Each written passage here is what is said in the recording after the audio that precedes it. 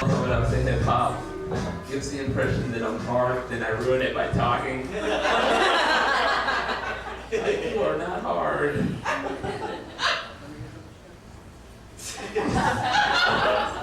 No, this is a woman who knows gangsters. So like, you're not it. You're telling the truth to me. You're apologizing for laughing at a comedy show. I must look like a dick. No, and it's so funny, people often say to me, Dietrich, you're not really black. And I'm like, that cop that pulled me over for no fucking reason begs to differ.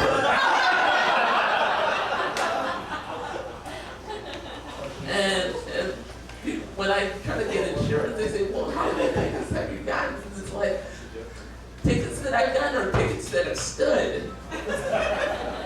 Because, okay, all in all, I've gotten 9 tickets and only 2 of them have stood. I beat 7 of them because photo radar. You can't face your accuser in court, so I always say, you know, it's my inalienable right to face my accuser in court.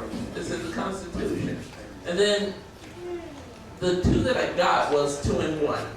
I, didn't come to a complete stop when I made a turn, and my tire squilled, so it was an exhibition of speed. So I got pulled over. But here's the thing, I got pulled over by the dare car. And while I'm being, I'm being lectured by Officer Friendly, his partner is on the other side of my passenger window. So I go to get my license and registration. He's dressed as McGruff the crime dog. Now, I might not have gotten that ticket if I stopped laughing. But I couldn't stop. Okay, so I got to court. And yes, I love going to court. I like to play dress up and go to court. So I get in the courtroom, and there is the judge. She recognizes me immediately. She's like, have a seat. I will deal with you when I'm finished. And so everyone comes in, even like people who came in after me got to have their case heard. And then I go up and said, well, Mr. Inalienable Constitutional Rights, what brings you in today? And I'm like, well, the cop was dressed as an Indian and I couldn't stop laughing. And so we had this nonverbal communication, with our eyes. I'm like, I am fucked. And she's like, not in the good way. So that was my adventures in court. I'm a black guy that survived court, so it's like, maybe I'm not really black. So, everyone in this room works, right? Woo! Yeah. I don't want to be talking about, I fucking hate my job, and like 3 house payments behind me, like, fuck you, Dietrich Shelton.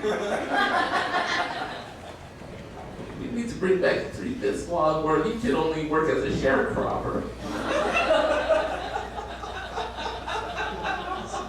That was a Civil War reference.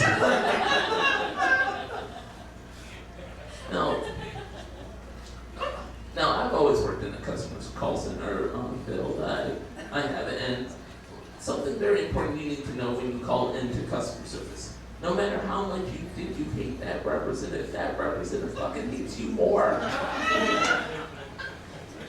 Like, how dare you call me interrupt my game of solitaire when I'm about to get the high score?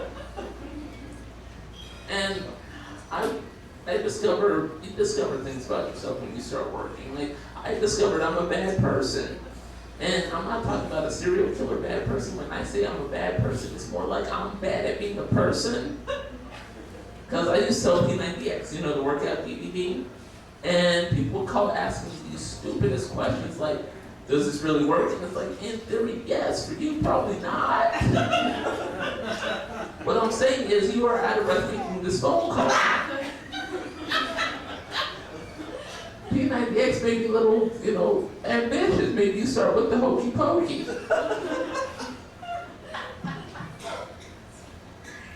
Don't drink that beer, you will spit it out at me. I can tell the ones that spit take.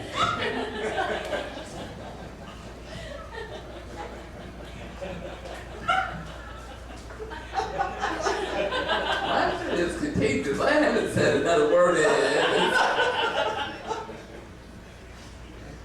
You okay? Breathe. Breathe. Breathe.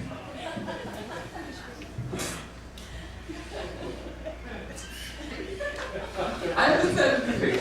Ma'am, I haven't said anything. You're apologizing at a comedy show. I'm not that bad of a person. You don't need to apologize for laughing at a comedy show. Are you going to be all right?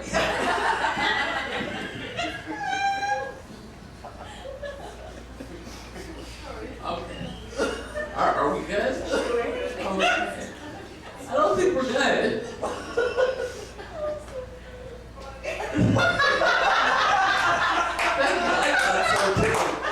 That's why I, said it on stage in front of strangers. Okay. Now, also when working, one of the things they showed me was the sexual harassment video. And then after the video, they ask you, well, what did you learn? And it's like, nothing. All those guys got rejected. I know how to do that.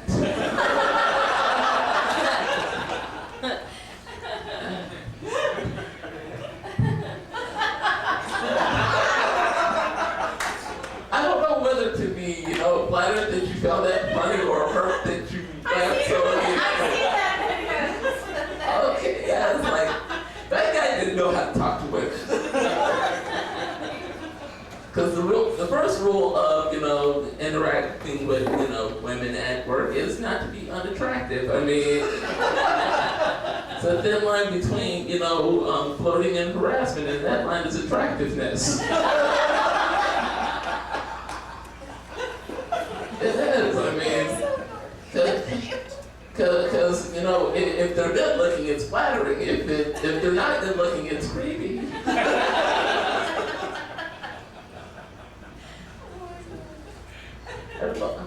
Anybody in here got kids?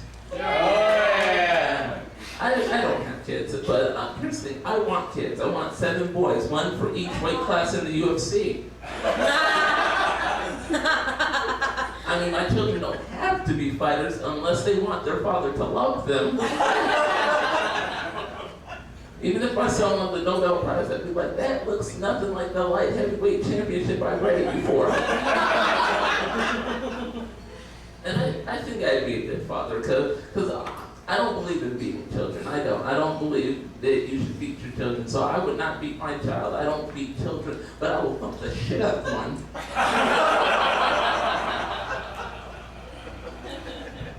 Because this is what my family did to us as kids. Like the adults, they wouldn't beat us because that would be worse, and teachers ask questions. But they thumped us to let us know, shut the fuck up. Or get the fuck out of here. Or, mommy had a bad day,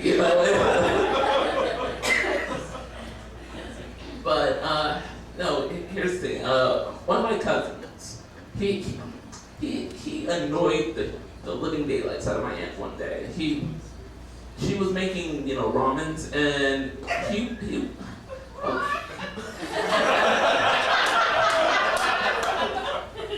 ramen, that's poor people food.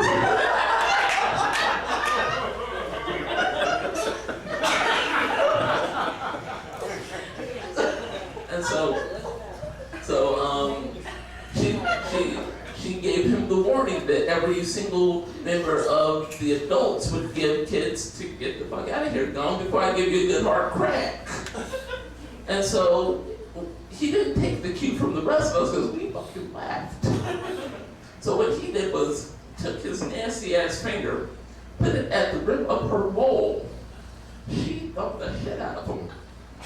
She thumped him on the right side of his forehead, his left eye rolled in the back of his head, and he fell to the ground and gave that cry little kids give when they can't quite cry.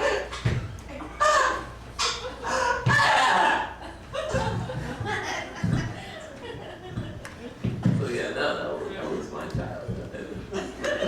We didn't fear the belt, we feared the thump. So, let's see, what else happened to me?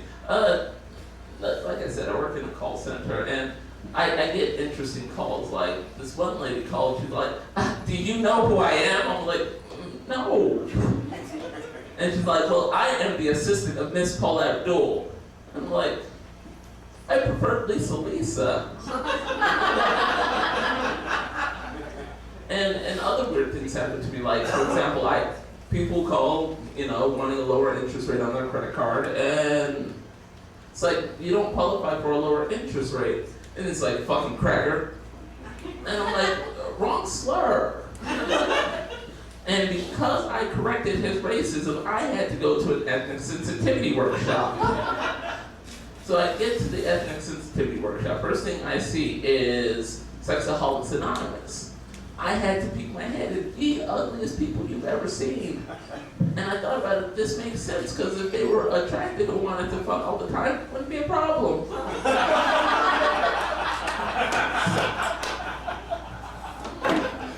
So I got to the ethnic sensitivity workshop. It didn't take me long to realize I was in the middle of a Klan meeting. Bubba stood up and said he had a hard time dealing with the coloreds, because they take our women. I'm like, have you seen the white women black men take? Not only should you not be mad, I said you owe me a muffin basket.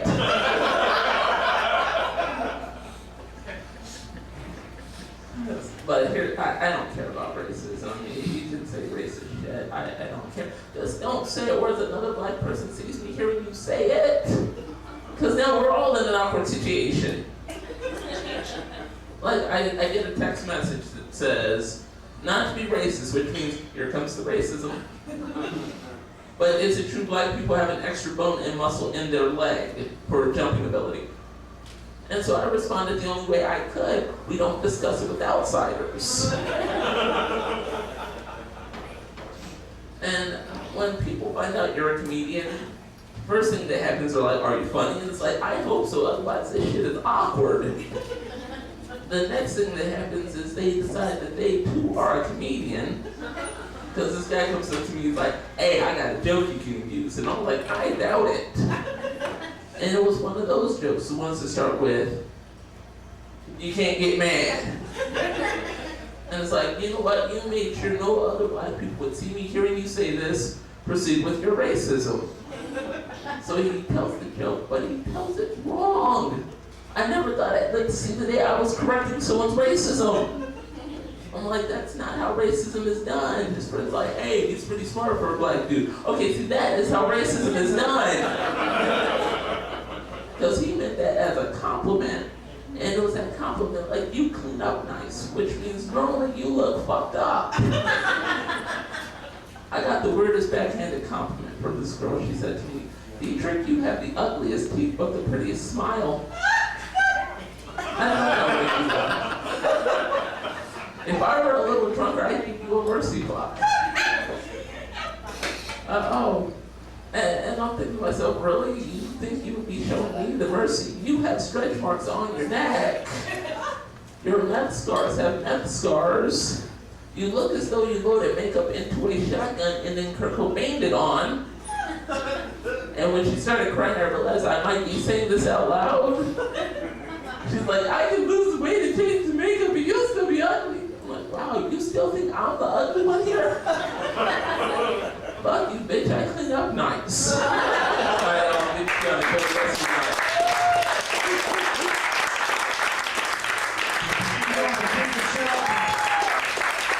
Hear this.